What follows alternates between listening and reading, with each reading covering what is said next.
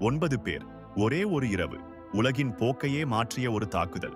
1941 பிப்ரவரி. நார்வேயில் உள்ள வெர்மோர்க் தொழிற்சாலை. Nazi Germany அங்கே ஒரு ரகசிய பொருளை தயாரித்துக் கொண்டிருந்தது. அதன் பெயர் ஹெவி வாட்டர். அணுகுண்டு தயாரிக்க ஜெர்மனிக்கு அது மட்டுமே தேவை. உலகில் வேறு எங்கும் அது கிடைக்கவில்லை. அந்த ஒரே இடத்தை அழிக்க வேண்டும். நார்வே கமாண்டோக்கள் 9 பேர் பனிப்புயலில் மலையேறினார்கள். பாதுகாப்பு வீரர்கள் நூற்றுக்கணக்கில் இருந்தனர். ஆனால் அவர்கள் யாரும் தூங்கும் நேரத்தில் இந்த 9 பேர் உள்ளே நுழைந்தார்கள். கதவுகளை உடைக்கவில்லை. துப்பாக்கி சத்தம் இல்லை. ஒரு அலாரம் கூட ஒலிக்கவில்லை. அவர்கள் குண்டுகளை வைத்தார்கள். வெளியே வந்தார்கள். வெடிப்பு நடந்தது.